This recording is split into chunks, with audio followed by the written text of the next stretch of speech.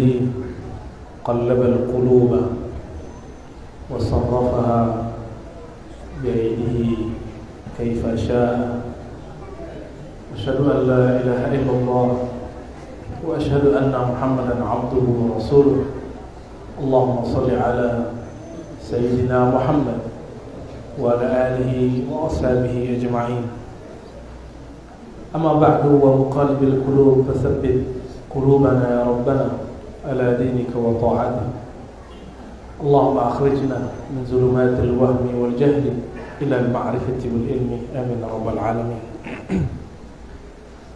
Jamaah saudara-saudariku yang dimuliakan Allah, alhamdulillah Allah izinkan qalbu ini berkumpul. Alhamdulillah, tidak hanya tubuh yang berkumpul, semoga qalbu kita juga berkumpul. Tapi hati-hati, di setiap perkumpulan ada yang menyusui. Tapi tidak usah pandang orang lain. Di tubuh ini yajri majrad dam, ada syaitan yang mengalir di setiap pembuluh darah. Itulah sebabnya kenapa ada orang sekarang cinta, besok benci. Sekarang senang, besok tidak tenang. Sekarang ngefans, besok ngeband. Emang begitu. Dahulu iblis dengan nama malaikatnya Azazil berkata kepada Allah, "Ya Rabb," manggilnya "Ya Rabb." Iblis ini soleh ya, dulu, cuma dia merasa zikirnya banyak. Apa kata dia? "Izinkan aku," sebagaimana dinukil oleh Imam As-Surawardi dalam kitab Awariful Ma'arif, "Izinkan aku menguasai qalbu manusia." Qalbu itu berkait dengan jantung. Jantung itulah pompa darah. Maka darah kotor, darah hasil makan yang haram, itu qalbunya langsung rusak. Apa kata Allah? Al-kibriya'u ridai. Kesombongan itu, hai iblis, itu rida. Ini rida. Tadi kena anginnya terlalu kenceng, jadi ditaruh di biar nutup. Ya, ini bukan rubah-rubah gaya. Ini menyesuaikan aja. Al-kibriya'u ridai. Kesombongan itu, merasa sok pantas itu, wahai iblis, wahai Azazil, dulu namanya masih Azazil. Itu adalah selendang, syal. Maksud Allah Tabaraka Ta'ala apa? Wahai iblis, wahai Azazil, yang pantas menguasai qalbu hanyalah aku yang membolak-balik qalbu. Jadi ternyata si Azazil diberikan SIM, surat izin mengalir. Di mana dia mengalir? Di semua pembuluh darah. Di semua pembuluh darah dia mengalir. Di mata ada darah, maka mata kita bisa nakal. Mau dia ustadz nggak ustadz sama mata ini. Di telinga ada darah, makanya senang mendengarkan berita-berita nggak enak. Tiap hari dengerin Sambo. Ketemu polisi bilang, anak buah Sambo najis. Ya salam, dia lupa. Kalau dia ustadz dia lupa, ada ustadz cabul kok. Ya nggak? Kalau dia dokter dia lupa, ada dokter korupsi kok.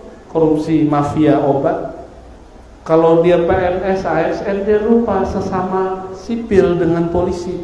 Banyak kok kepala desa, camat yang korupsi tiap hari. Jangan kemudian tertipu oleh mata. Nah itu kerjaan setan. Benar nggak?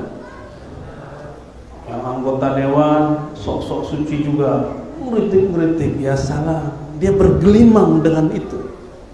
Jangan.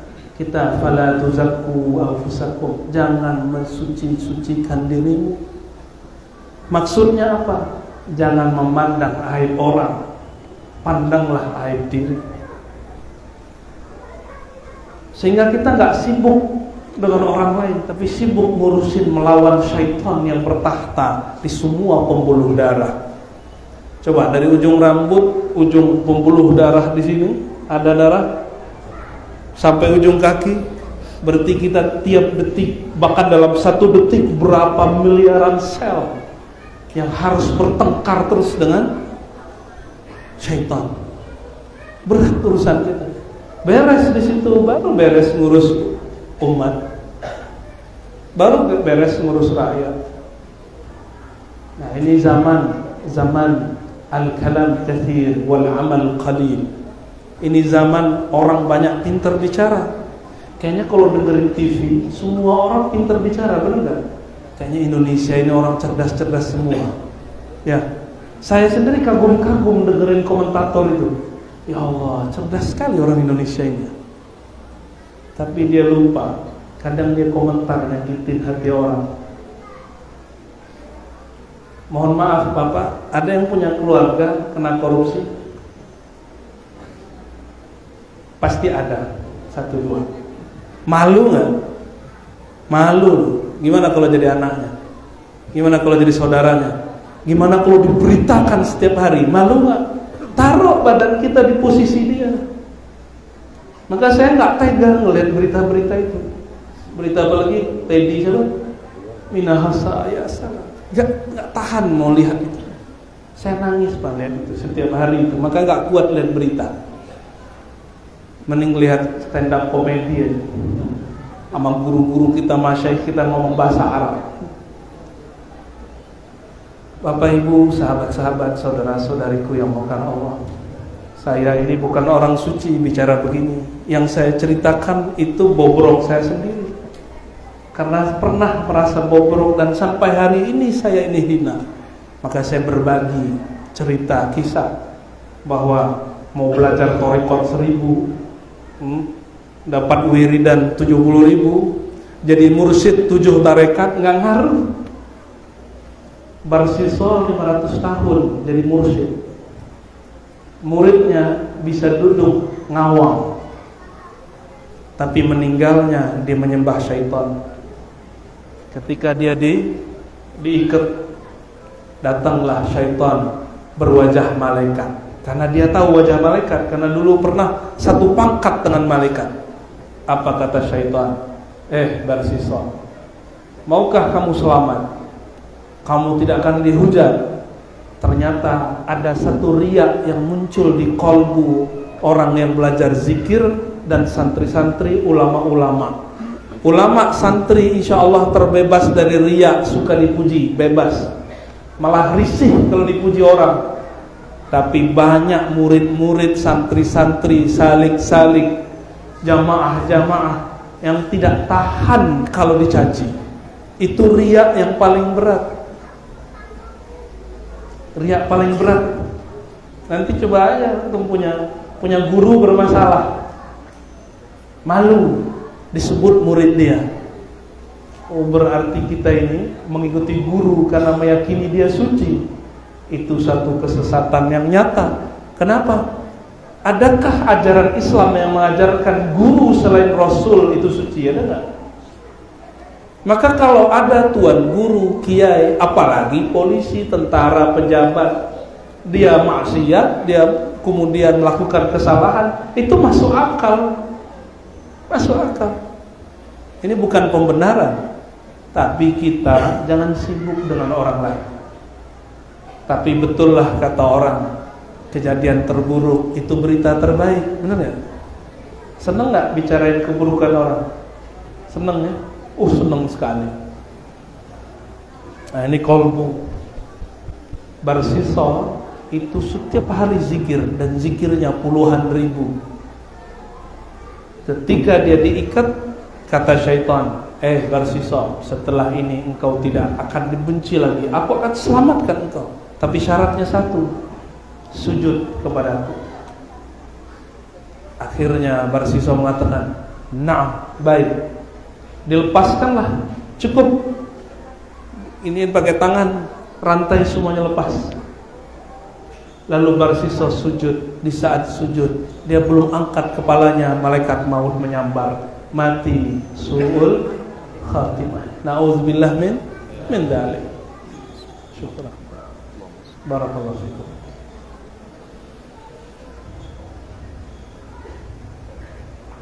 Orang sudah pakai sarung itu diuji Pak, di samping kita celana jingkrang, waduh berat ujiannya. Apalagi kaki dia nyari kaki kita.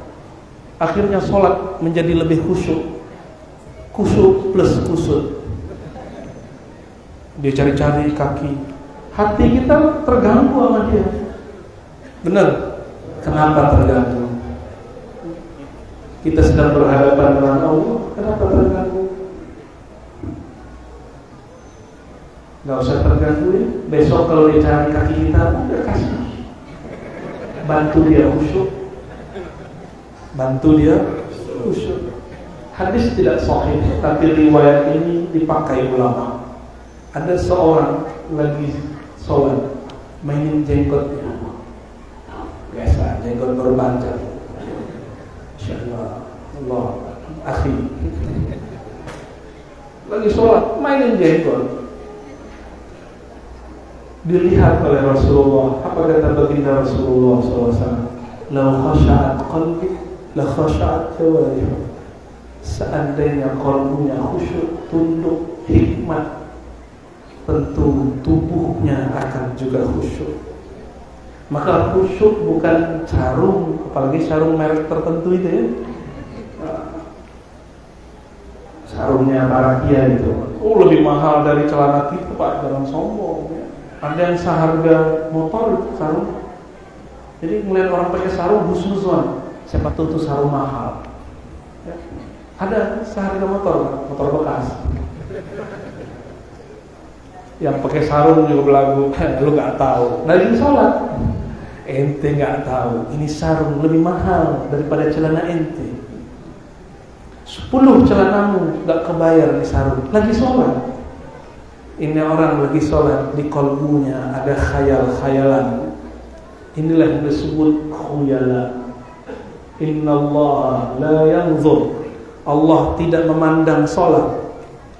Man jarral thawbahu khuyala. Yang memanjangkan atau memakai pakaian, dalam hatinya ada khayalan-khayalan dia lebih baik dari orang kiri kanannya. Ini hati-hati. Ini cara Nabi mendidik umat ya. Pelan-pelan dididik. Dulu sarung itu mahal. Kalau ada orang punya sarung, biasanya sarung itu dibagi 2. Ada yang dipotong. Maka disebutkan dalam Sahih Bukhari, kebanyakan sahabat karena waktu itu paceklik, sarungnya hanya sampai betis, pertengahan betis. Artinya kain mahal. Jika ada orang sholat sarungnya sampai menutupi mata kaki, berarti dia kaya. Si kaya ketika sholat waktu ruku, keren nih. Terlihat sama dia sarungnya. Dan dia merasa kagum, mengagumi pakaian lagi sholat, disebut khuyala, berkhayal. Maka beda kibr sombong dengan khuyala. Tapi terjemahan yang ada di Indonesia, khuyala itu sombong, gak pas. Harus dijelaskan apa makna khuyala. Merasa pakaiannya lebih keren. Sombong juga, tapi bukan sombong yang itu. Jadi khuyala itu pada performa pakaian, itu khuyala. Maka saya menghimbau, mau yang celananya jingkrang, mau yang pakai sarung, yang pakai gamis, gak usah sibuk sama kiri kanan. Karena zaman ini sarung sudah murah, celana pun murah, 20.000 sudah dapat. Dan jangan sholat pakai celana dalam orang Arab. Tahu celana dalam orang Arab? Orang Arab itu celana dalamnya panjang. Paham? Pakai gamis. Saya pakai gamis, di dalamnya pakai celana. Pakai celana panjang. Jangan sholat menghina Allah dan Rasul. Sholat kok pakai celana dalam. Celana dalam orang Arab. Yang afdol, Nabi tidak pernah sholat pakai celana. Kalau pakai celana yang sopan. Celana kita ngantor, celana kita kerja. Jangan pakai celana gunung, kecuali lagi hiking. Adab ya. Pakai sarung lebih afdal. Coba antum cari yang pakai celana jingkrang, ini saya tantang. Ya, nggak melarang, tapi saya menantang. Cari satu hadis saja baginda Rasulullah pakai celana dan jingkrang. Kalau ente benar ikut sunnah, nggak ketemu. Maka jangan berbangga dengan celana itu. Sama yang pakai sarung nggak boleh belagu juga. Udah seneng aja yang pakai sarung. Nggak juga. Nabi itu sering karena sholatnya panjang, sering benerin sarung lagi sholat. Berarti Nabi pakai, maka disebut dalam salah satu nama Nabi SAW, sahibul izar, sahib yang punya izar, sarung. Sunnah pakai sarung, Pak. Jadi yang pakai sarung niatkan ikut baginda Nabi Muhammad SAW. Terus kenapa saya malam ini pakai gamis? Ya adanya ini. Ini pakaian Arab sekarang. Arab dulu pakaiannya 2 potong, atas dan bawah. Atasnya kemeja, bawahnya sarung. Lalu baru jubah luar. Tahu jubah luar? Seperti Habib Umar. Habibna Umar itu seperti itu. Habib-habib dari Yaman biasanya begitu. Kok jadi ngomongin sarung ya? Karena ada kaitannya dengan kolbu. Ini yang ringan-ringan saya bicara ya. Karena kata kawan ada yang bisik-bisik di kolbunya, Buya, jangan berat-berat ya. Insya Allah nggak berat-berat. Berapa kali Allah menyebut kata kolbu di Quran? Nah, terpikir nggak? Berkali-kali, lebih dari 100 kali. Dan itu jumlah yang fantastis. Karena Allah tidak pernah menyebut kata sholat sebanyak itu, tidak pernah menyebut kata zakat, apalagi haji umroh sebanyak itu. Tapi kenapa para dai lebih banyak dakwah umroh daripada dakwah sholat khusyuk, dakwah kolbu? Silakan dakwah umroh, tapi dengan kolbu. Silakan dakwah ziarah, tapi dengan kolbu. Apapun amalnya bil qalb, dengan kolbu. Tapi yang banyak disebutkan di Quran itu kolbu berpenyakit. Artinya apa? Kebanyakan kolbu memang berpenyakit. Termasuk kolbu yang lagi bicara ini. Kolbu saya banyak penyakitnya. Masih ingat ada di surat Al-Hujurat ngomongin orang sama dengan apa? Makan bangkai orang hidup. Mending makan bangkai ikan patin enak. Campur sama tempoyak. Kata orang Jambi enak, kata orang Padang belum tentu.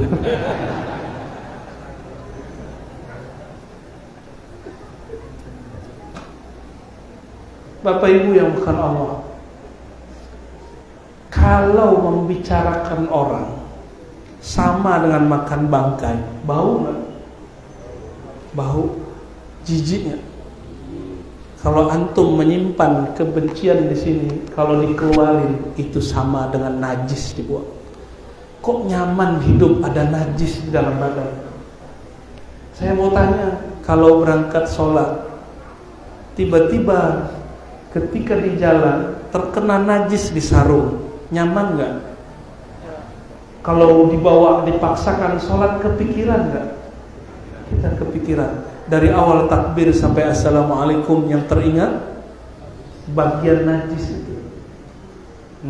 Sudah mulai paham? Kalau masuk ke dalam masjid, masuk ke Baitullah, masuk ke dalam sholat, di kolbu ada satu noda saja. Antum biarkan kebencian kepada makhluk, berburuk sangka kepada makhluk, iri dengki kepada makhluk, merasa lebih alim, lebih suci dari seorang makhluk. Itu orang sholat, di badannya ada bau bangkai yang luar biasa. Maka ruhnya gelisah. Ketika sholat dia ingin segera cepat ingin buru-buru. Disitulah sejarahnya, sejarah rohani, secara kronologis. Kenapa orang tidak tumanina, tidak bisa tenang? Kenapa? Ruhnya gelisah. Mandi pakai air apa? Comberan, kayak gitu. Bersih nggak? Nyaman nggak? Tambah kotor. Lam yazdad minallahi illa bu'da. Yang bertambah tambah jauh. Dia sholat, habis sholat dia merasa, gua udah sholat, suci dah, ya. Udah soleh.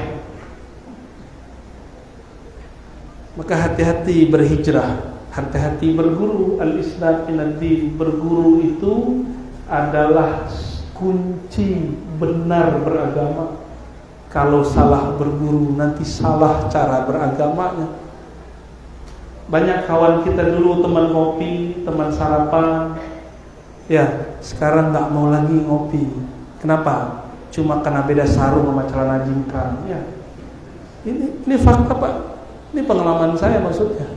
Nggak tahu kalau antum di sini. Sama. Loh kok ada orang bertambah ilmu agamanya, bertambah permusuhannya ke sesama mukmin? Aneh nggak? Terus gimana dengan ayat innamal mu'minuna ikhwah? Sesungguhnya orang beriman itu bersaudara. Iman di mana? Taruhnya di pakaian atau di kolbu? Apa di jenggot? Berarti yang jenggotnya paling banyak, imannya paling berat. Oh, itu. Dikit. Tapi kebanyakan orang Jambi nggak berjenggot. Cowok nggak sih? Pakai jenggot lah Pak, dikit. Nggak usah malu, nggak usah dengerin ibu-ibu. Ibu-ibu ini kan risih. Dia belum tahu kalau cowok berjenggot itu gagah. Maaf ibu ya.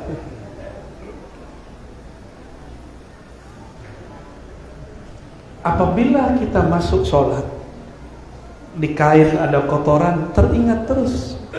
Jika di kolbu ada ingatan duniawi, nyantol nama makhluk di kolbu, masuk takbir, nama selain Allah belum dibuang, inilah yang mengganggu orang sampai akhir sholat. Jadi kalau ingin bertanya, cara cepat khusyuk gimana? Cara cuma satu, taubat qalbiyah. Taubat qalbu. Taubatkan qalbumu. Karena yang dipandang Allah qalbu. Yang Allah pandang qalbu, berarti yang diterima apa? Qalbu. Allah tidak terima zahirnya. Maka mohon maaf, mau celana jingkrang ataupun pakai sarung, atau sarungnya pun dijingkrangkan, pakai serban, pakai gamis, pakai jubah, mohon maaf, jika kolbunya tidak merasa hina di hadapan Allah, jika di kolbunya masih ada nama-nama selain Allah, Allah cemburu dan tidak memandangnya. Pernah lihat, mohon maaf nih bapak-bapak, istri kita kalau cemburu gimana? Wajahnya dibuang nggak? Gitu ya, benar bu ya. Sama Allah, jika sudah melihat ada nama selain namanya di dalam kolbu, dia akan berpaling. Dia akan berpaling. Kapan Allah mulai melirik? Jika di kolbu mulai menyebut namanya. Inilah makna ayat fazkuruni azkurkum. Sebut aku, pelan-pelan sebut namaku. Siapa namaku? Yang nurunin Quran siapa namanya? Yang nurunin Quran siapa namanya? Tuhan kita siapa namanya? Allah. Sebut namaku, aku akan sebut namamu. Itu terjemahan. Tapi kalau tafsir lain. Duluan mana yang menyebut? Makhluk apa khalik? Khalik apa makhluk? Duluan kita Pak Allah. Maka ciri-ciri kita disebut oleh Allah dengan kekodimannya, karena dia huwal awwal wal akhiru, dialah yang maha awal. Ciri-ciri kita disebutnya, lisan ini mudah menyebutnya, qalbu wajilat qulubuhum, qalbu bergetar ketika memasukkan namanya. Pernah jatuh cinta? Jangan sama cowok, sama cewek. Pernah disebut nama dia, pernah berdesir nggak? Dulu, sekarang udah enggak. Kalau iya mati, kata orang Padang mati toga. Tahu nggak? Mati raso. Bukan, lagi berdiri mati. Kalau tiap hari kita berdesir, bisa jantungan, mati kita. Maka getaran kalbu diberikan awal kita jatuh cinta atau kita sedang rindu. Makanya kalau malam takbiran jauh dari kampung, nangis kan? Saya kira si bapak di samping saya nangis karena rindu kepada Allah dan Rasulullah. Saya tanya, yang tenang bapak. Si bapak, saya ingat kampung saya. Ya salah. Kirain dia ingat kepada Allah. Ternyata ingat kampungnya. Tapi tidak salah, karena dia hanya diajarkan hari raya itu pulang kampung. Padahal hari raya itu pulangnya ruh kepada Allah.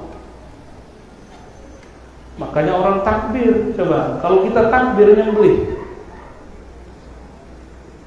berarti menyembelih itu hari rayanya ruh yang ada di hewan itu. Dia senang sekali kalau yang menyembelihnya nyebut nama Allah, Bismillahi Allahu Akbar. Ruhnya senang dan ridha dan mengatakan, aku berpulang kepada yang mempunyai ruhku. Makanya itu hewan-hewan ternak yang disembelih dengan nama Allah girang, Pak. Kita baca nama Allah yang kita baca saat hari raya. Itulah hari rayanya semua hewan, jika dia disembelih dengan nama Allah. Kajian bid'ah baru dengar. Ya, coba kalau baca takbir itu ngapain? Allahu Akbar, Allahu Akbar. Kita lagi semangat, lagi berhari raya. Bapak Ibu, saudara-saudariku makan Allah yang masih punya kolbu, coba sekarang tidak membayangkan diri lebih mulia dari yang di samping, kanan, kiri, depan, belakang. Sudah belum? Sudah. Ya, coba dalam hati katakan, ya Allah, aku belum tentulah lebih mulia dari orang di hadapanku, daripada orang di belakangku, orang di samping kanan dan kiriku. Coba katakan itu. Coba pejabatannya semua pegang dadanya. Ya Allah, sama-sama. Ya Allah, daku hambamu yang hina. Aku lebih hina dari yang di depanku, dari yang di samping kanan dan kiriku. Begitu juga orang yang di belakangku. Buka matanya. Nah, kalau takbir, mau takbir, ini teknik mau khusyuk. Pegang dulu dada sebelum takbir. Katakan, ya Allah, aku hina, hambamu hina, hanya engkau yang mampu membersihkanku. Baru takbir. Kecilkan diri, baru sah takbirnya. Allahu Akbar. Saya pastikan khusyuk walaupun cuma 1 menit. Lumayan. Belajar khusyuk. Nanti takbir lagi, merinding lagi. Takbir lagi, merinding lagi. Begitulah terus. Setiap hari takbir, merasa diri kecil, hina. Gampang kok. Gampang merasakan kehinaan diri. Coba sekarang pejam lagi matanya. Coba ikuti, pejam matanya.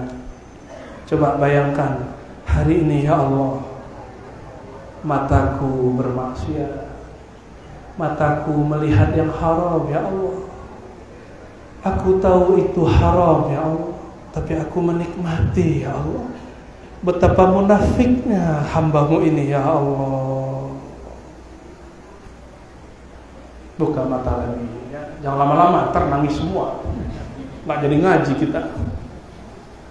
Betul mata hari ini ngeliat yang haram? Sama, mata saya juga sama. Kita tahu itu haram, tapi mata kita manjakan. Pakai ngeles lagi. Laka nazratul ula, bagimu pandangan pertama. Dilama-lamain pertama ya. Kita munafik. Maka Sayyidina Al-Hasan Al-Basri, murid Sayyidina Ali, murid Abu Hurairah mengatakan, apa kata beliau? Aku bertemu sahabat Nabi, Dan hampir setiap mereka merasa dirinya munafik. Loh, kok ada orang hari ini baru hijrah, baru ngaji, merasa dirinya lebih benar dari Ustadz Kiai yang sudah belasan bahkan puluhan tahun ngabdi untuk umat. Aneh ya? Kok sudah mulai berani membid'ahkan guru yang dulu mengajarkan dia? Aneh. Kok sudah mulai berani mencari-cari kesalahan gurunya? Dia lupa kesalahan dirinya. Itu aneh. Ini Sayyidina Hasan al-Basri. Maka beliau ketika dibacakan surat Al-Hadid, alam ya'ni lil ladzina amanu an takhsha'a qulubuhum li dzikrillah. Kalau diterjemahkan secara bebas, kapan orang beriman itu kalbunya lembut sehingga tersentuh disebut nama Allah, tersentuh disebut nama Muhammad Rasulullah? Kapan? Sayyidina Hasan al-Basri didengarkan bacaan ayat itu, dia langsung pingsan, berjam-jam baru bangun. Di satu riwayat disebutkan 2 hari dia baru bangun, pingsan. Ada orang begitu. Betapa kerasnya hati saya, hati kita semua. Dari tadi kita sebut nama Allah, kok enggak bergetar ya? Ya. Mungkin karena di mata masih penyimpan maksiat yang belum ditobatkan. Oleh karena itu, tobat mesti setiap saat, bukan lagi setiap hari, setiap saat. Bukan nanti, loh Buya, berarti taubat sambalado, bukan. Namanya taubat tawabin. Apa arti taubat tawabin? Taubat orang yang mengulang-ulang taubatnya. Jangan tunggu nanti mau mati. Ada yang tahu matinya kapan? Mungkin nanti ada yang pulang, Allah cabut nyawanya di jalan, tiba-tiba tabrakan. Ada yang gak nabrak, tapi dia nabrak pohon. Kawan saya salam-salaman, dia bilang saya pamit ya, maaf kalau jarang ketemu. Ternyata itu pamit terakhir. Malam-malam jam 3, mau menjelang jam 4 sebelum subuh, dia pakai motor pulang ke daerah Tangerang. Tiba-tiba dia nggak nabrak siapa-siapa, tapi dia menabrak pohon. Kepalanya retak pecah, pendarahan, Allah jemput. Tapi kami saksi semua dia orang baik. Meninggalnya di saat dia merindukan Allah dan Rasulnya. Ternyata dia kalau di motor nyebut nama Allah, Allah, Allah. Kita lagi sholat pun gak ingat Allah. Benar. Gimana lagi makan? Gimana lagi jalan-jalan? Gimana lagi kawin? Rasulullah SAW ingat Allah fi kulli ahyan. Begitu kata Sayyidatuna Aisyah. Hadis Imam Muslim, hadis sahih, hadis Bukhari bahkan ada lafaznya bahwasanya Rasulullah mengatakan, masalul ladzi yadhkur rabbahu wal ladzi la yadhkur rabbahu kamasil hayy wal mayyit. Nabi itu ingat Allah setiap saat, maka ruhnya hidup, kalbunya hidup. Karena beliau mengatakan orang yang ingat Allah itu hidup, orang yang lalai kepada Allah itu bangkai. Betapa banyaknya orang hari ini bangkai berjalan. Bangkai berjalan. Wajar kalau kesambar setan. Wajar jika wajah sudah mulai berubah. Saudara-saudariku yang mulakan Allah, maka kita datang setiap hari kepada Allah. Satu makom aja diulang-ulang, makom taubat. Mau ngamalin? Mau ngamalin? Tidak pakai hitungan lagi. Cukup katakan, mata dipejam, dada kita pegang. Astaghfirullah. Ikuti. Astaghfirullah. Ya Allah, ampuni dosa mataku, mata yang memandang kepada yang haram tapi menikmatinya. Ya Allah, ampuni pendengaran telingaku yang masih mendengarkan berita-berita gosip, mendengarkan aib-aib orang lain, dan juga sangat menikmatinya. Ya Allah, Astaghfirullah. Ampuni lisanku ya Allah. Kadang aku menyakiti saudara sendiri, kawan sendiri, tapi kami tidak merasa ya Allah. Astaghfirullah. Turun ke tangan ya Allah. Tangan kami pernah memegang yang haram, mengambil yang haram. Kaki kami ya Allah pernah melangkah kepada yang haram. Perut kami ya Allah pernah dimasuki makanan yang haram. Kemaluan kami ya Allah pernah menikmati, terangsang kepada hal yang Engkau tidak ridhai.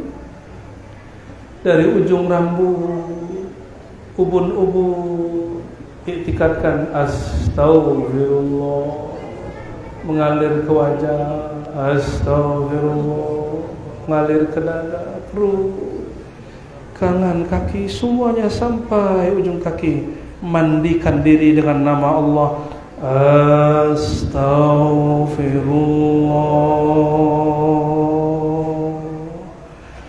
astagfirullah. Pegang lagi dadanya ya Allah. Di hati kami ya Allah ada nama selain Engkau ya Allah. Di hati kami ada penyakit yang membusukkan hati ini, yaitu sombong ya Allah. Merasa lebih baik dari orang sekitar ya Allah. Merasa lebih alim daripada orang sekitar ya Allah. Merasa lebih dermawan dari orang sekitar ya Allah. Allahumma ya Allah, yang maha tahu busuknya hati kami, kotornya jiwa kami. Jika Engkau tidak membersihkannya ya Allah, maka tiada lagi yang dapat membersihkannya ya Allah. Maka malam ini ya Allah, dengan nama-Mu Ghaffar, Ghafur, Maha Pengampun, ampunkan kami dari ujung rambut sampai ujung kaki, dari dosa yang zahir sampai dosa yang batin, dari dosa hati sampai dosa nafsu. Al-Fatihah. Allahumma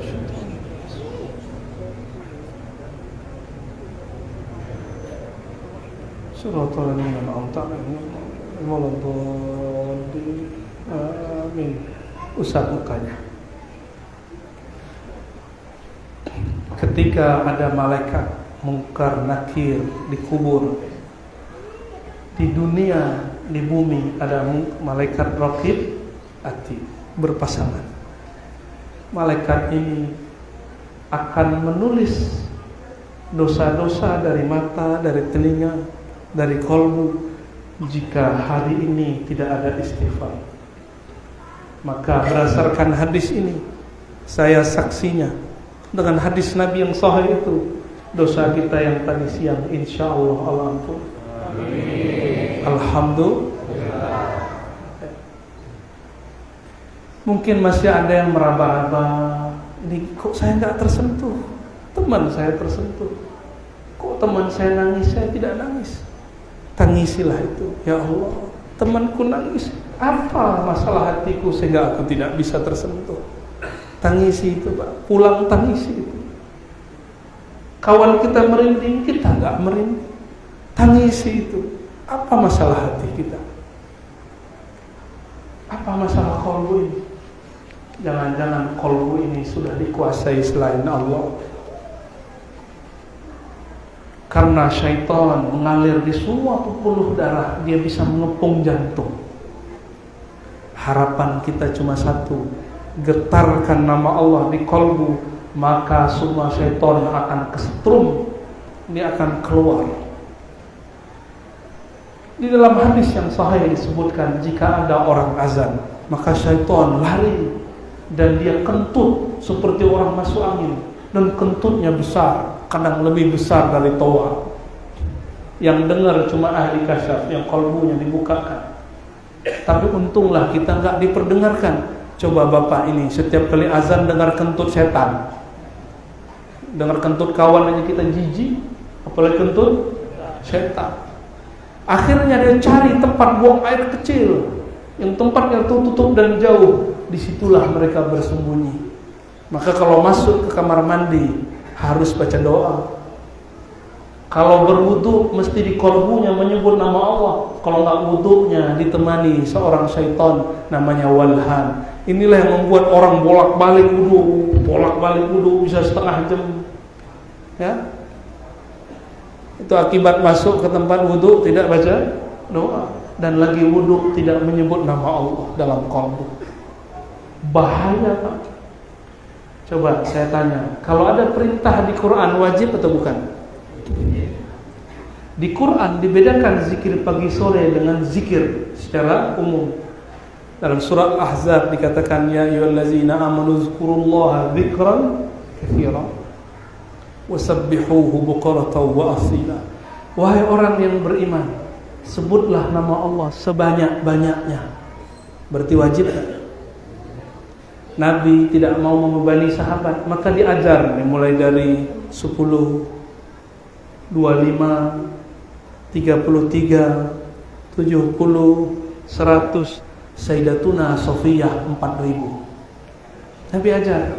Lalu Nabi ajarkan zikir tanpa batas. Tapi ada yang gagal faham, dikira zikir tidak boleh ngitung. Itu gagal faham, nggak ngerti hadis Nabi Muhammad SAW. Nabi nyebut 33 ngitung nggak? Subhanallah, subhanallah, subhanallah, subhanallah. Hitung nggak? Kata si ustaz, nggak boleh hitung-hitung zikir. Terus gimana hadis Nabi ngitung-ngitung zikir? Maka saya tanya, kalau Nabi zikir 33, kita kelebihan 1, bid'ah nggak? Karena kalau bid'ah finnar. Kullu bid'atin, tuh hafal semua. Kayaknya ini korban semua nih. Ada yang hore di belakang. Kayaknya pengurus sama imam kita korban dinar-narkan sama orangnya.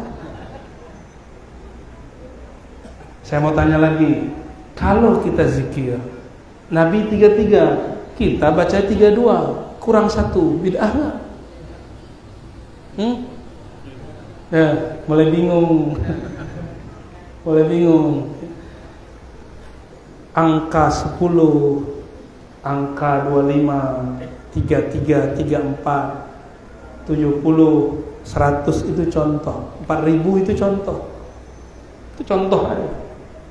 Boleh lebih, boleh kurang. Kenapa boleh kurang? Itu buktinya Nabi pernah baca subhanallah ba'da salat cuma 10.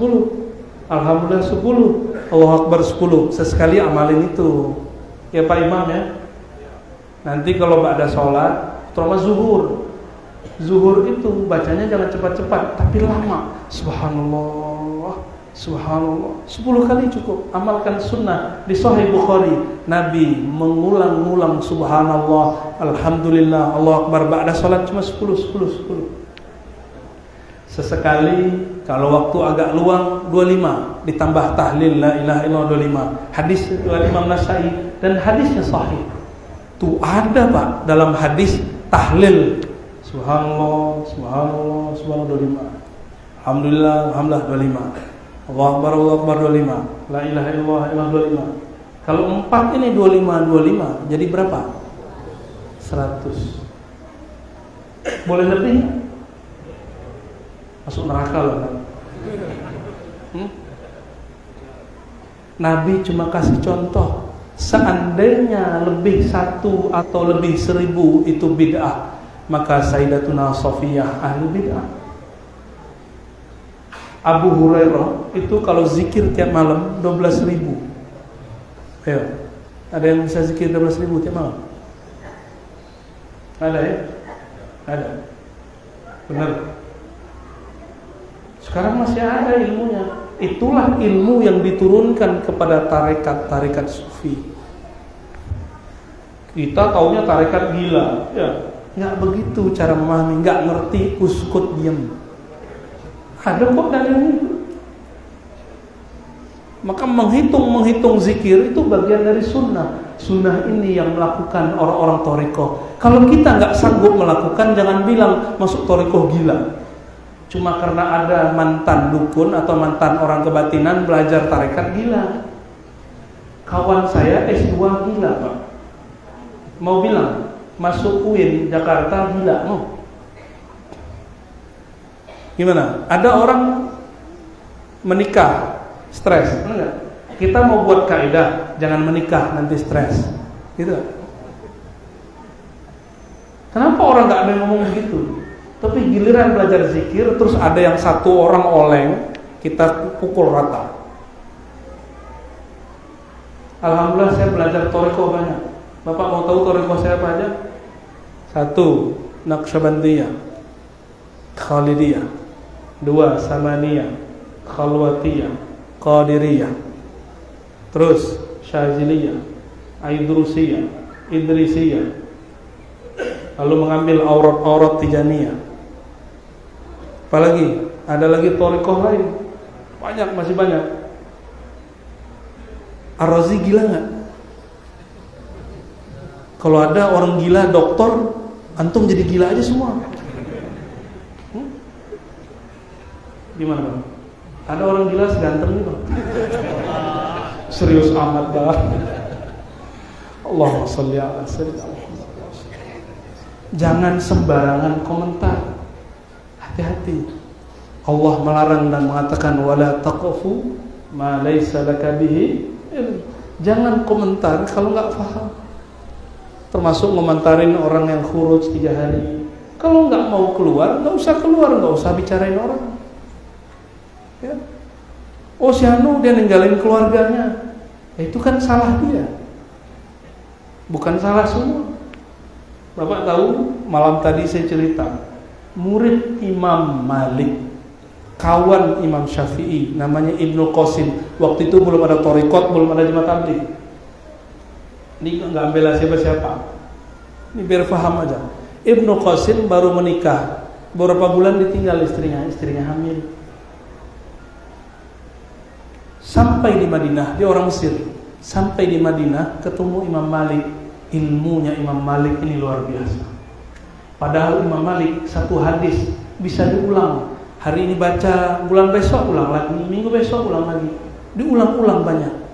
Tapi Imam Malik ini wali Allah. Imam Malik ini kekasih Allah, kekasih Rasulullah. Jika disebut nama Rasulullah, matanya langsung tertunduk. Imam Malik tidak berani baca hadis kalau belum mandi, walaupun sakit demam. Satu kali datang seseorang kepadanya, Imam Malik sedang demam. Saya nggak sanggup jadi Imam Malik, nggak sanggup Pak. Kata seorang ini, padahal sudah ditahan-tahan oleh penjaganya, tapi orang ini sanggup terobos. Kata dia, wahai Imam Malik, apakah ada hadis mengenai A, B, C, D? Banyak pertanyaan. Akhirnya beliau mengatakan, tunggu, saya berkeringat, saya mandi dulu. Mulai mandi, dia pakai baju yang bagus, seperti beliau hendak bertemu seorang pejabat. Selesai, dibacakan hadis. Lalu orang itu minta ijazah. Apa kata beliau? Sungguh hebat kalian. Malik belajar begini 40 tahun, kamu cuma belajar berapa menit. Minta ijazah. Beberapa hari minta ijazah, tapi dikasih juga. Imam Malik, kenapa ditanya oleh orang, kenapa wahai Imam Malik? Karena aku sedang ingin menyebut nama kekasih Allah. Dan beliau di masjid. Di situ ada baginda Rasulullah sallallahu alaihi wasallam. Ternyata Imam Malik setiap malam mimpi bertemu Rasulullah sallallahu alaihi wasallam. Kenapa? Amalnya cuma 2. Kalau masuk kota Madinah turun kendaraan, kalau jalan copot sendal. Kayak orang gila nggak? Tapi di zaman itu tidak ada yang berani mengatakan Malik orang gila. Semuanya tersipu malu melihat Imam Malik jalan kaki nyeker masuk ke masjid. Gimana kita Pak? Itu Rasulullah sudah wafat. Gimana kalau Rasulullah masih hidup? Adabnya kepada baginda Rasul sallallahu alaihi wasallam. Oh sekarang askar-askar betul-betul enggak sopan. Kita mau menyapa Rasulullah berkata haram, ya haji haram. Benar enggak? Pernah dibentak enggak? Pernah dibentak enggak? Ya haji haram. Emang yang nggak bisa bahasa Arab, kita juga bisa ngomong bahasa Arab kok ya. Ya haji haram, saya malas dengar itu. Ya. Dulu, nah ini pernah saya ceritakan di tempat lain. Syekh Sya'rawi, ahli tafsir di Mesir. Beliau badannya tinggi, orang Mesir tinggi-tinggi. Ulama waliullah. Mengerti ilmu yang zahir dan juga yang batin, yang tampak dan tidak tampak. Dia masuk ke Raudhah. Di situ dia ciumlah pagar kuburannya Rasulullah SAW. Syirik enggak? Kata kawan kita, Ustaz nih, ente jangan berlebihan. Rasulullah itu bukan Tuhan. Kata kawan, Ustaz loh ya. Dahsyat, saya gergetan loh Ustaz tuh. Kalau anak kita jewel, ini Ustaz, bapaknya orang lain. Akhirnya Syekh Sya'rawi ambil lehernya orang Arab. Orang Arab itu kan gak terlalu gede, Arab Saudi. Ambil jidatnya, dicium. Kaget dia. Karena Syekh Sya'rawi gede. Kaget dia. Syekh Sya'rawi nanya, "Hei Askar, aku cium engkau barusan. Apakah ini syirik?" Bingung dia. Gak bisa jawab. Cium istri syirik? Mana kaedahnya mencium itu syirik? Kata si ustaz sekarang, cium mushaf syirik. Nabi tidak pernah buat. Apa-apa lagi ini ajaran? Ya, ada ustaz begitu. Jadi yang sebelum tidur nyium-nyium foto orang, ngomong. Ente musyrik semua. Gimana? Itu nggak perlu dalil, Pak. Nggak perlu dalil sama orang begitu. Jadi kita sama orang begitu cukup pakai amal, pakai kecerdasan, kearifan. Habis itu askarnya diam, dicium sang waliullah. Mungkin dia tobat setelah itu. Mungkin dia tobat setelah itu. Satu kali Sayyidina Muawiyah, ini lawan politik Sayyidina Ali. Ini sahabat ini bertengkar juga masalah politik. Maka jangan heran kiai sama kiai tengkar masalah politik, biasa aja. Jangan kemudian membela kiai yang sama pilihan sama kita, biasa aja. Kan guru kita semua. Sayyidina Muawiyah melihat ada orang ditegur karena menyentuh bagian yang bukan Hajar Aswad. Cium-cium di peluk-peluk itu bagian bata itu. Tapi itu bukan Hajar Aswad. Kata orang, syirik, bid'ah.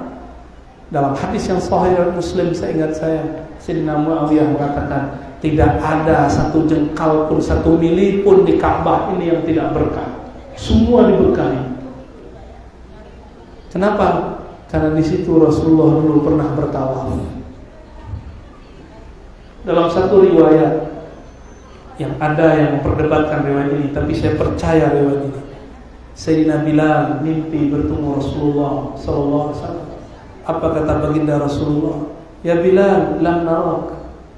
Kami lama tidak melihatmu. Di mana Sayyidina Bilal tinggal? Setelah Nabi wafat, Abu Bakar wafat, dia minta izin jihad ke Syam. Setelah sekian tahun Rasulullah mengunjunginya. Kata Rasulullah dalam mimpinya, wahai Bilal, kenapa engkau tidak pernah muncul? Ini perintah. Bilal, ziarahlah ke kuburanku. Wali-wali Allah gitu, Pak. Kalau ke sono ada isyarat dulu. Kalau kita mau berangkat tuh pakai syahwat, pakai nafsu. Apalagi mau deket-deket pembelian ini ya, biar dipanggil Pak Haji, Pak Umroh. Sayyidina Bilal datang ke sana.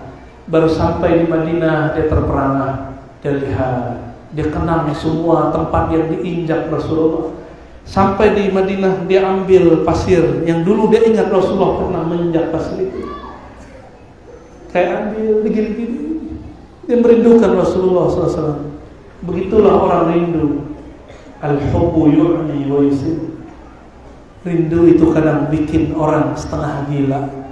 Tapi itu bukan Gila. Makanya ada kitab judulnya Laila Majnun. Laila Majnun, kegilaan orang jatuh cinta. Benar gak? Ya, jauh dikejar. Enggak. Betul ya? Dulu zaman-zaman yayangnya dulu kena hujan, ya dijemput pakai payung enggak? Coba teman kita, bro, ada lagi kehujanan nih, jemput dong. Ente pulang aja sendiri. Giliran udah cintrong, tunggu deh ya. Gitu kita kalau cinta, emang gila. Orang cinta itu gila. Apapun yang dilakukan di luar batas manusia normal. Sayyidina Bilal itu Bilal, nama pasir aja dia ingat. Lain dengan Sayyidina Abdullah bin Umar radhiyallahu anhu, anak dari Umar. Sayyidina Abdullah, kenapa sahabat tidak perlu maulid? Karena sahabat cukup mengenal Nabi, lalu mengunjungi tempat Nabi dulu pernah duduk berdiri jalan. Itulah maulidnya mereka. Sayyidina Abdullah bin Umar setiap hari kerjaannya, kalau nggak ngajar dagang ngapain dia? Dia mencari tempat yang Rasulullah dulu jalan di situ. Itu kerjaannya. Itulah cara beliau bermaulid. Kawan saya rindu sama gurunya. Di surau nggak ada orang, maka dia ambil tasbih dan nggak bilang siapa-siapa. Hukumnya apa? Halal apa haram? Ada tasbih di surau, punya guru sudah meninggal. Kawan nih baru pulang kampung rindu, dia lihat ada tasbih gurunya, dia menangis. Dia lihat kiri kanan nggak ada orang, dia ambil bawa pulang, dia ganti tasbih yang baru. Gimana? Halal? Secara hukum fikih sih nggak halal, tapi secara bab cinta entahlah, saya nggak bisa bilang. Orang cinta kadang adatnya tiada, maka saya maklumi. Ini tangan saya dulu luka-luka, padahal Ar-Razi bukan orang suci. Luka-luka karena ditarik, tangannya kayak durian. Tapi saya maklumi, maka tolong maklumi juga yang jaga. Jangan marah-marah sama mereka. Mereka juga lebih cinta. Tiba-tiba berani. Itu mereka biasanya nggak berani melayan orang. Tapi karena cinta pun jadi berani. Tapi ingat, antum itu begitu kepada guru bukan karena si guru, tapi karena dalam diri guru ada warisan sang maha guru Rasulullah SAW. Maka jangan gagal memandang guru. Guru itu bukanlah sang maha guru. Guru itu cuma pewaris. Pewaris tidak pernah sempurna. Yang sempurna hanya Rasulullah SAW. Rasulullah sempurna. Apakah beliau merasa sempurna? Beliau tak pernah merasa sempurna. Bagian terakhir, jam 9 ya. Nabi Muhammad SAW. Satu kali kata Sayyidatuna Aisyah, aku sedang menjahit bajuku. Bayangkan, istri Rasulnya Allah tidak gengsi menjahit baju, nggak nuntut macam-macam. Dulu pernah nuntut, maka Nabi tinggal semua istrinya sebulan. Istrinya nuntut kemewahan dunia, istrinya nuntut supaya dikunjungi lebih banyak. Kok banyak sama sahabat bukan sama kami? Nabi istrinya banyak, tapi Nabi cuma sebentar-sebentar di rumah istrinya. Nabi lebih banyak bersama sahabatnya. Istrinya nuntut supaya suaminya selalu bersama dia. Maka Nabi diperintahkan Allah lewat isyarat kalbunya, tinggalkan. Disebut ila. Nabi bersumpah tidak akan datang ke rumah istrinya sebulan. Karena istrinya nuntut jatah lebih banyak, hari lebih banyak. Maka pesan saya kepada para istri, kalau suami ngaji, dakwah, berjuang, udah lepaskan. Jangan cemberut kalau suaminya pulang ngaji telat. Ya, ibu-ibu ya. Kalau perlu ajak istri Pak, ya. Biar satu kolbu, biar gurunya sama, pemahamannya sama, sehingga kalau kita kemana-mana dia tidak akan melarang. Sayyidatuna Aisyah, beliau menjahit Dulu ada lampu, jangan bayangin lampu begini. Dulu lampu. Bapak, abang ini masih dapat nggak masa lampu yang dipakai tembok itu apa? Semprot. Sohe namanya begitu. Namanya jelek amat ya. Lampu damar. Kita nyebutnya damar. Karena dia pakai minyak dulu di zaman awal, pakai minyak kemiri. Taruh di situ. Ternyata lampu itu padam. Sayyidatuna Aisyah cari-cari jarumnya ternyata jatuh. Dicari-cari nggak ketemu. Dihidupkan lagi lampunya, nggak ketemu. Mati lagi lampunya. Tiba-tiba Rasulullah ketuk pintu. Assalamualaikum. Assalamualaikum ya Humairah. Salam atasmu wahai kekasihku yang berpipi merah cantik, merah delima. Pernah muji istrinya? Pujilah istri. Jangan ngomong di rumah gitu-gitu aja. Puji istri kita ya. Rasulullah puji istrinya. Bahkan jangankan istri, Rasulullah memberi nama untuk hewan-hewannya. Dikasih nama. Baginda Nabi Muhammad SAW masuk, kepalanya masuk lebih awal. Apa kata Sayyidatuna Aisyah? Dari wajahnya terbitlah cahaya sehingga aku melihat di mana jarum itu jatuh. Tapi Nabi tidak boleh memperlihatkan wajah ini setiap saat. Itulah wajah yang lebih indah dari wajah Sayyidina Yusuf. Yang mana Sayyidina Yusuf ketika dilihat oleh ibu-ibu arisan, itu ibu-ibunya cantik-cantik Pak. Maklum ibu-ibu terawat. Antum nggak puji-puji istri karena nggak mau modal dikit lah ya. Rawat istri kita. Lalu ketika Sayyidina Yusuf lewat, ibu-ibu tidak sabar melukai tangannya. Benar. Itu ilmu debus Thariqat Al-Yusufiyah. Cuma memandang wajah fisik Sayyidina Yusuf, semua ibu-ibu terpana dan tidak sadar melukai, bukan memotong, melukai, luka.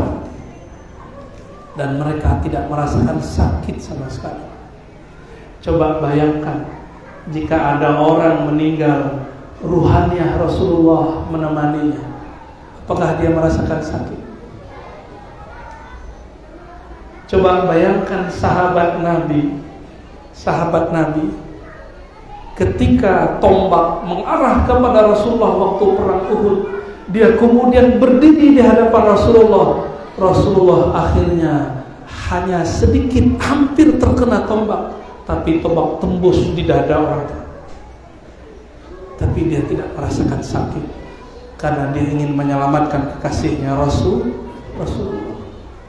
Ada orang begitu untuk Rasulullah yang mau berkorban. Apakah mereka musyrik? Enggak, mereka tidak musyrik. Itulah cinta. Apa kata mantan budak Rasulullah yang dimerdekakan? Nabi kalau beli budak dimerdekakan. Namanya Sauban ini budak orang hina lalu diangkat jadi orang mulia di sisi Rasulullah. Lalu setara dengan sahabat yang lain, bekerja seperti biasa.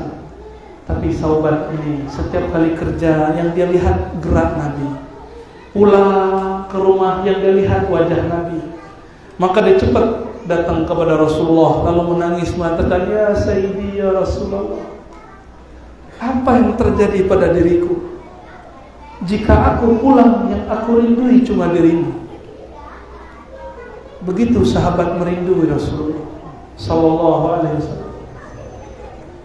Rasulullah satu kali didatangi oleh Sayyidina Umar. Sayyidina Umar bawa ayahnya, Sayyidina Abu Bakar bawa ayahnya. Ketika Sayyidina Abu Bakar bawa ayahnya,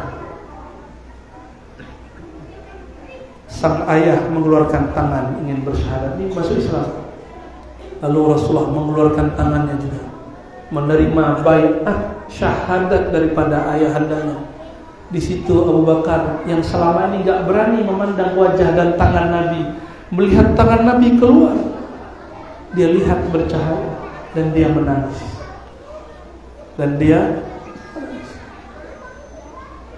Abu Bakar gak sanggup lihat wajah Nabi. Saya bukan Nabi, lihat aja. Rasulullah wajahnya tidak sanggup dilihat oleh para sahabat, kecuali seorang sahabat yang belum kenal itu Rasulullah, seorang perempuan yang mempunyai domba. Ketika Nabi berhijrah dari Mekah ke Madinah, Nabi mengatakan, wahai ibu-ibu, izinkan saya ngambil dombamu yang kurus kering. Si ibu-ibu izinkan. Lalu Nabi pijit-pijit itu domba, Nabi sholawatin lah, doain. Lalu dikeluarkan susunya, keluar susunya, mustahil secara akal. Akhir si ibu ini lihat, siapa ini orang, dari ujung kepala sampai ujung kaki dia lihat. Sedangkan Abu Bakar gak berani, Abu Bakar begini terus. Abu Bakar merasa gak pantas memandang Nabi Muhammad SAW. Akhirnya meninggal Rasulullah yang mampu bercerita wajah Nabi si ibu itu. Inilah hikmah. Inilah hikmah jadi orang agak dablek, tahu dablek? Ya, ada hikmah itu. Maka kita nggak boleh juga suuzon sama orang yang memang kadang-kadang adabnya kurang pas. Mungkin dia orang Badui. Orang Badui datang, itu dilangkai semua. Sampai sini. Aina Muhammad? Yang nama Muhammad siapa? Enggak ya, benar. Lalu orang tunjuk, enggak berani. Kalau orang Jawa begini. Ini orang Jawa. Kalau orang Jambi, oh, kalau Muhammad. Ya, Jambi sama Padang 11-12 ya. Sama lah. Walhasil Nabi kemudian senyum. Kata dia, Muhammad. Masya Allah, manggil Muhammad. Jadi yang manggil Muhammad itu mungkin lagi kerasukan Badui. Apa kata dia? Allahumma arhamni wa Muhammadan. Ya Allah, cukup sayangi aku dan Muhammad, dan jangan sayangi semuanya selain kami berdua. Nabi marah gak? Enggak. Nabi cuma bilang, jangan begitu bro. Rahmat Allah tidak sempit. Hal dayyaqta rahmatullah, apakah engkau menyempitkan rahmat Allah? Nabi pelan-pelan, tapi Nabi senyum, Pak. Ya, Nabi kalau senyum, semua sahabat langsung senyum. Tapi Nabi senyum tidak pernah tertawa. Kalau Ar-Razi ketawa juga, tawanya bunyi, karena Ar-Razi bukan Nabi Muhammad sallallahu alaihi wasallam. Saudara-saudari bukan Allah, sudah 9 lewat seberapa, menceritakan Nabi seumur hidup pun tidak akan selesai. Tidak akan selesai. Semakin diceritakan tambah rindu. Semakin, ini saya baru cerita Pak, gimana antum mimpi ketemu Rasulullah. Ini baru saya cerita gimana Rasulullah di hadapan sahabat Rasulullah. Maka kita cukup sesali diri, apa gerangan kolbu ini kok tidak tersentuh nyebut nama Nabi, kok belum pernah mimpi ketemu Rasulullah SAW. Banyak-banyaklah sholawat. Saya tutup dengan ayat Innallaha wa malaikatahu yusholluna 'alan nabi. Jika Allah dan para malaikatnya sholawat, ya ayyuhalladzina amanu shollu 'alaihi wasallimu taslima. Maka wahai orang-orang yang beriman, malulah kepada Allah, malulah kepada malaikat Allah, bersalawatlah kepada baginda Rasulullah sallallahu alaihi wasallam. Saya ijazahkan satu salawat, salawat Abu Ruh, Abar Ruh atau Abati Rasulullah. Baca sama-sama. Asyhadu an la ilaha illallah wa asyhadu anna Muhammadar Rasulullah. Inna Allah wa malaikatahu yusalluna 'alan nabi. Ya ayyuhalladzina amanu sallu 'alaihi wa sallimu taslima. Baca. Allahumma salli ala Sayyidina Muhammad. As-salatu was-salam alayka ya Sayyidi ya abati ya aba ruhi ya Rasulullah. Dimaknai ya Allah, sampaikan salam Engkau, sampaikan cinta Engkau kepada baginda Rasulullah, ayah ruhani kami. Ya Allah, sampaikan rindu kami, cinta kami, maafkan kepada ayahanda ruhani kami, Sayyidi Rasulullah. As-salatu was-salamu alayka ya Sayyidi ya abati ya aba ruhi ya Rasulullah.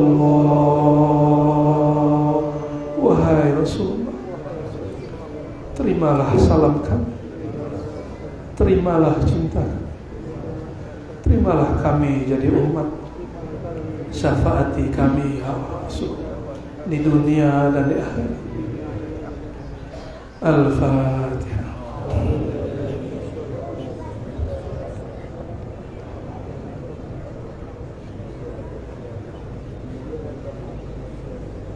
Allahumma ya Allah ya Rahman ya Rahim, ya Allah yang Maha Pengasih, yang Maha Penyayang, yang menurunkan rahmat kepada alam semesta, yang bernama baginda Nabi Muhammad sallallahu alaihi wasallam.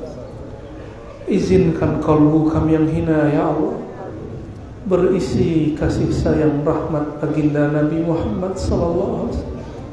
Allahumma ya Allah, kalbu kami berisikan kebencian, berisikan emosi, berisikan nama-nama selainmu dan nama-nama dunia.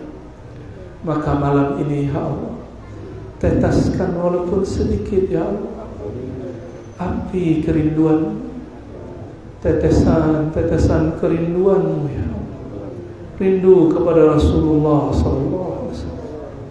Ya Allah, entah penyakit apa dalam kalbu kami sehingga disebut namamu kalbu kami tidak bergetar, disebut nama Rasulullah Muhammad tapi kami tidak rindunya. Tapi ya Allah, kami ingin hati kami bercahaya ya Allah, kami ingin hati kami sehat ya Allah, kami ingin hati kami diridai oleh Engkau ya Allah. Famla' qulubana bi asma'ika wa asma'i nabiyyika Muhammad sallallahu alaihi wasallam.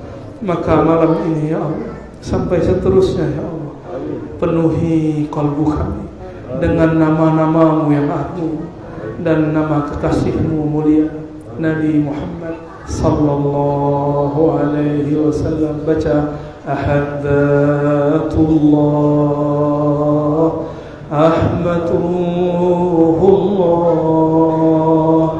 Muhammad Habibullah, Al-Mahdi Khalifatullah. Rabbana atina fid dunya hasanah wa fil akhirati hasanah wa qina adzabannar. Walhamdulillahi rabbil alamin. Assalamualaikum warahmatullahi wabarakatuh.